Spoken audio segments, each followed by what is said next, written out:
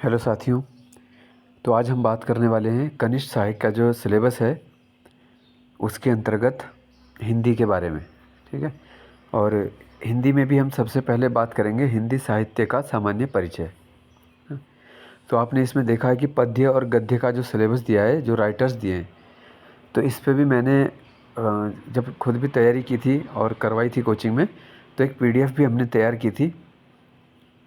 तो वो पीडीएफ भी मेरे पास उपलब्ध है और जिसको चाहिए होगी तो कमेंट में मुझे बताना, है ना। तो यूट्यूब में तो उसको दे नहीं सकते, तो आप उसमें व्हाट्सएप में मुझे मैसेज करना। ठीक है। तो केवल मैसेज में हिंदी पीडीएफ लिख देना, तो उसमें मैं आपको सेंड कर दूंगा, है ना। तो हिंदी की तैयारी आप कैसे करें, आज के वीडियो में हम ये डिस्कस कर रहे हैं। तो देखो, आपके जो पहले राइटर से शुरू करते हैं हम। पद्य में राइटर दिए हैं कबीर, सूर, तुलसी, मीरा, रसखान, जयशंकर प्रसाद निराला। पंत जी हैं माखनलाल चतुर्वेदी, मुक्तिबोध, मंगलेश डबराल, राजेश जोशी। ठीक है।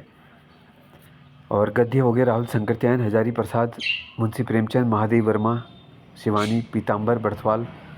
परसाई जी हैं शैलेश मटियानी, मनोज श्याम जोशी, मन्नू भंडारी, शेखर जोशी। कुछ इसमें उत्तराखंड के राइटर भी हैं, है ना। जैसे ये हो गए हमारे मंगलेश डबराल जी हो गए, शेखर जोशी हो गए, मनोज श्याम जोशी हैं, शैलेश मटियानी हैं, पीताम्बर बर्थवाल हैं, है ना। तो ये सब हो गए हमारे उत्तराखंड। पंत जी हो गए, सुमित्रानंदन पंत। अब तो इसकी तैयारी कैसे करोगे? तो देखो, जो ज़्यादा ट्रेंड रहा है अभी तक क्वेश्चन पूछे जाने का, उसमें जैसे राजेश जोशी के काफ़ी ज़्यादा है ना। क्वेश्चन हमें रिपीट देखने को मिले कई ग्रुप सी के एग्ज़ाम में। और सुमित्रानंदन पंतों, क्योंकि ज्ञानपीठ पुरस्कार विजेता हैं, उनका भी काफ़ी आता है। जो भी छायावाद के चार स्तंभ हैं, जैसे प्रसाद, पंत, निराला, वर्मा, ये चार नाम आपको याद रखने छायावाद में।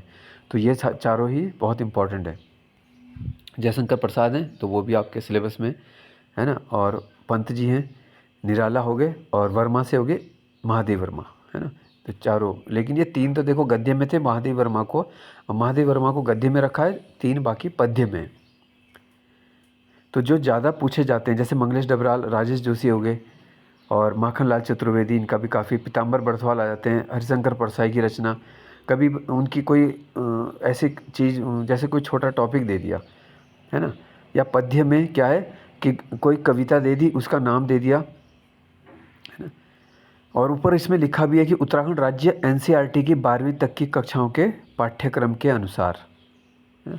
तो जो आपके सिलेबस में है 12वीं तक की कक्षाओं में बोला है एनसीईआरटी 12वीं तक, यानी मेन आपका 9th से 12th तक का आप कर लेते हो।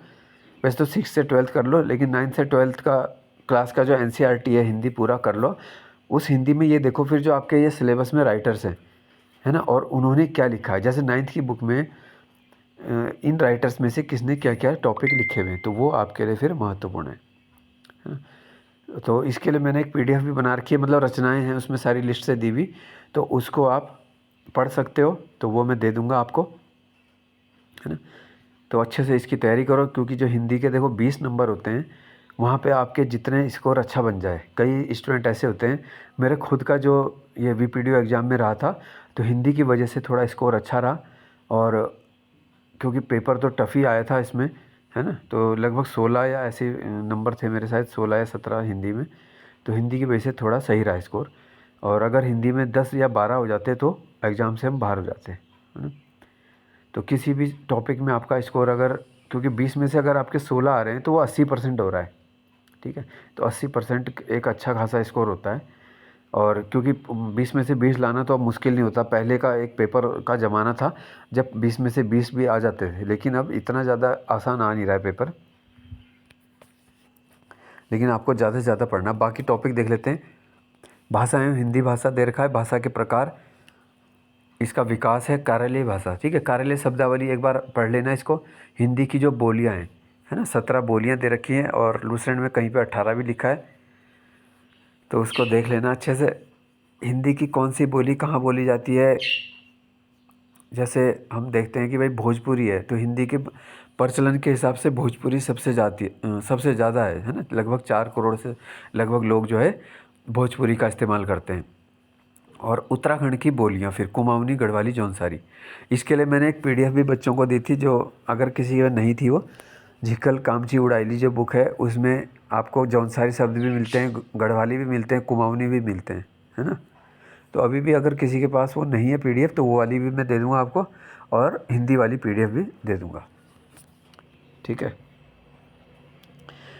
इसके अलावा फिर आ जाता है, देखो, लिपि वर्णमाला, देवनागरी लिपि के गुण दोष, और इसमें भारतीय भाषाएं, स्वर व्यंजन, हिंदी अंक। इसमें 1-2 नंबर आपका पक्का समझ लो स्वर व्यंजन से आ जाता है ना। जैसे अघोष सघोष पूछ लेते हैं, अल्प प्राण महाप्राण पूछ लेंगे, तो एक क्वेश्चन हमारे पास भी इस वाले सेक्शन से आ गया था। फिर हिंदी वर्तनीय, विराम चिन्ह कहाँ पे लगते हैं, और शुद्ध अशुद्ध, यहाँ से भी एक प्रश्न आपका बनता है वर्तनी का, है ना। देखने में ये प्रश्न आसान लगता है, लेकिन वहाँ पे क्या है, कई बार हम इसमें मार खा जाते हैं, ठीक है ना। शुद्ध अशुद्ध देखने में तो आसान लगते हैं कि ये हम कर लेंगे, लेकिन अगर आपने इसकी प्रैक्टिस नहीं की है तो वहाँ पे गलत हो सकता है, क्योंकि मात्रा का ही खेल होता है सारा। फिर आ जाती है इसमें शब्द रचना, ये इंपॉर्टेंट है, क्योंकि ये पे व्याकरण जो हिंदी की है वो सारा ये 4 नंबर के टॉपिक में आपका, है ना, संरचना के अंदर है। जैसे वर्ण है, अक्षर है, उपसर्ग हैं, प्रत्यय हैं, संज्ञा, सर्वनाम। फिर इसका एक एक टॉपिक तोड़ के भी मैं आपको एक एक टॉपिक करके समझा देंगे, आपका जब एग्ज़ाम से पहले पहले आपका सिलेबस करवा देंगे, ठीक है। विशेषण, क्रिया विशेषण, क्रिया है, लिंग, वचन, पुरुष, काल, कारक, तो सारा ही आपका लगभग हिंदी का व्याकरण इस सेक्शन में आ गया, है ना। तो जैसे क्रिया के भेद हो गए, काल के भेद हैं, वचन है, सर्वनाम, विशेषण, तो आपका क्या है, ये आपको अच्छे से पढ़ लेना है, चाहे आप लूसेंट से पढ़ लो, चाहे आप किसी भी बुक से पढ़ो। तो क्योंकि इसमें थोड़ा सा समझना पड़ता है, ये टॉपिक आपको समझने पड़ेंगे, क्योंकि ये सारी चीज़ें रट के नहीं होंगी, है ना। अब जैसे आप क्रिया पढ़ रहे हो, अकर्मक सकर्मक, तो अगर आपको अकर्मक सकर्मक का कंसेप्ट ही कन्फ्यूज़ हो गए उसमें, तो वहाँ जाके उल्टा लगा दोगे। तो ये वाली चीज़ें थोड़ा सा समझने वाली हैं। फिर इसके बाद शब्द भंडार में आ जाता है, जैसे तत्सम शब्द हो गए, तद्भव, है ना, तत्सम संस्कृत के हो गए, उसी से जो बाद में बने वो तद्भव हो गए। फिर देशज है और विधिशज। विधिशज को हम आगत बोलते हैं। जैसे कोई एक शब्द दे देते हैं कि भाई मान लो दे दिया प्याज किस भाषा से लिया गया है, तो ये आगत शब्द है, ये फारसी का, है ना। इसी तरह कोई सा भी आ सकता है, अरबी, फारसी, पश्तो, जापानी, कहीं का भी पूछ सकते हैं, तो एक नंबर यहाँ से आपका बन सकता है शब्द भंडार से। तत्सम तद्भव तो आ ही जाता है ना, कोई ना कोई तो इससे आना है। पर्यायवाची हो गए, फिर देखो पर्यायवाची भी आप जितना ज़्यादा पढ़ लो, क्योंकि हिंदी में पर्यायवाची बहुत ज़्यादा हैं। आप जब भी कोई नई बुक खरीदोगे हिंदी की, तो उसमें आपको कुछ ना कुछ नए पर्यायवाची ज़रूर मिलते हैं, और कहीं से भी आ सकता है। इसीलिए मैंने पिछली बार भी बोला था कि जो यूपी के पेपर हैं, चाहे वो आरओ का है या कोई भी उनका ग्रुप सी का है, उसकी हिंदी सॉल्व कर लो, है ना।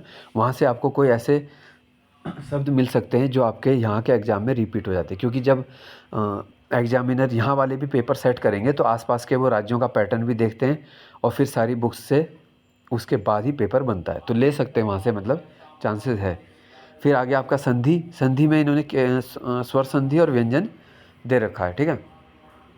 यानी कि संधि में विसर्ग संधि नहीं लिखी है, केवल स्वर और व्यंजन है ना। पहले केवल स्वर थी, तो इस बार व्यंजन भी डाल दिया, तो व्यंजन संधि में क्या है, हलंत लग जाता है नीचे, ठीक है। जैसे सज्जन है तो उसमें सत धन जन जोड़ोगे, तोड़ दोगे उसको ना, तो इस तरह से। तो ये कि जब संधि का जिस दिन टॉपिक बताऊंगा मैं आपको, तो केवल संधि बताऊंगा फिर, है ना। अब इसको जितना मैं हिंदी का टॉपिक बता रहा हूँ, अगले वीडियोस जब बनेंगे तो उसमें ब्रेक कर देंगे सारे, एक उस दिन एक चीज़ बताएंगे तो वही होगा। जैसे संधि होगा तो 10-15 मिनट संधि पे ही बात होगी, ठीक है। वाक्य परिचय हो गया, इसके बाद परिभाषा, वाक्य के प्रकार, है ना। कि जैसे आप देखोगे वाक्य के भेद भाई कितने होते हैं पूछा जाएगा, तो वो आपको उसमें पढ़ लेना, ठीक है, कि किस प्रकार से 3 भेद हैं वाक्य के, और अर्थ के आधार पे कितने, रचना के आधार पे कितने, ये चीज़ें। फिर है अलंकार, बहुत इंपॉर्टेंट है अलंकार, तो उदाहरण ज़्यादा से ज़्यादा पढ़ना है इसके, है ना। शब्द अलंकार है, अर्थालंकार है, तो अलंकार भी मैं आपको अच्छे से बता दूंगा। अलंकार वाला टॉपिक जो है, कि जो टॉपिक मेरे खुद ठीक है थोड़ा, तो वो मैं आपको कोशिश करूँगा तैयारी करा दें। मुहावरे, लोकोक्ति, 1 नंबर का चांसेस बन जाता है अभी। फिर पत्र लेखन, टिप्पण, जैसे नोटिंग बोलते हैं हम, प्रारूपण हो गया, ड्राफ्टिंग, इसको इंग्लिश में भी समझना, हिंदी में भी, तो थोड़ा ईजी हो जाएगा वहाँ पे। विज्ञप्ति, सरकारी अर्ध सरकारी पत्र, तो मुख्य बातें इनमें से कभी कभी 1 नंबर में पूछ सकते हैं, है ना। जैसे कोई हेडिंग दे देंगे कि भाई हम इसको पत्र लिखना चाह रहे हैं, तो कौन सा लिखना चाहिए, है ना।